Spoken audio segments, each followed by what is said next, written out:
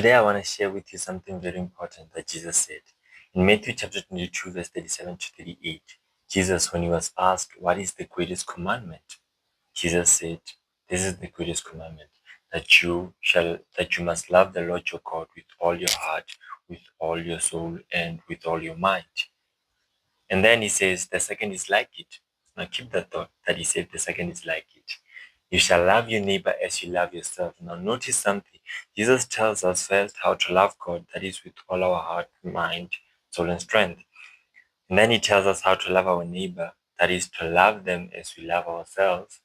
But he does not tell us how to love ourselves. Now, did Jesus leave us hanging there?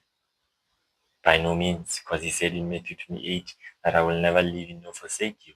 Now, that's why he sent his Holy Spirit so that his apostles can write some stuff. The Apostle John, in 1 John chapter 5, verse 2, he says, by this we know that we love the children of God, when we love God and keep his commandments. Now, he says that when we love God and keep his commandments, that's when we know that we love our neighbors, like the children of God. That's when we know we love others. When we love God and keep his commandments. Isn't it interesting that Jesus said the second is like it? Now, Jesus did not leave us hanging, because even in that verse, when he says the second is like it, you had to pay close attention, which means he wants you to make the connection between the first commandment and the second one. Because when you love God with all of your heart, with all of your strength, with all of your mind, then you have no choice but to love our neighbor. And sadly, some people have brought in this kind of wilted and self-centered self-love that the Bible never preaches. So how do you know how to love your neighbor as yourself? By keeping God's commandments. God tells you how to do it. His commandments will tell you how to do it. And isn't it interesting that Jesus said in John chapter 15 that greater love has no man than this, that a man lays down his life for his friends. So now, if the greatest love is laying down your life for your friends, and the second greatest commandment is loving your neighbor as you love yourself. Last time I checked, 2 minus 1 is equals to 1. Therefore, a paraphrase of that verse would be that loving your neighbor as yourself means in the place of your life, you put your neighbor's life. That's why the greatest love is that you lay down your life for your friends.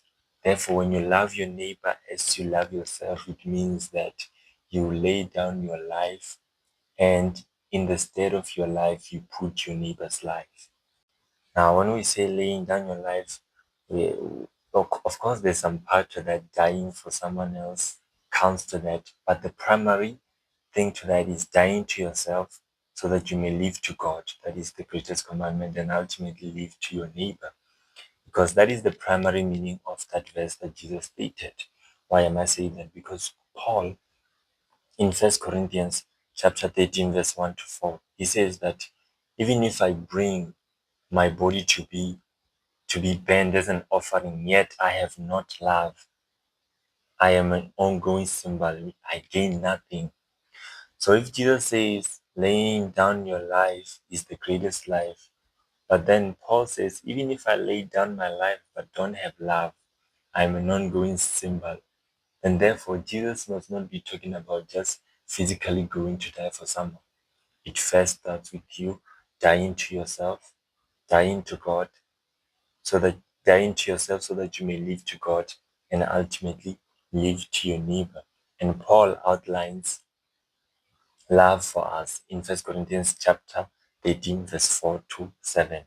It says, love is kind, love is patient, love is tararara, all of that.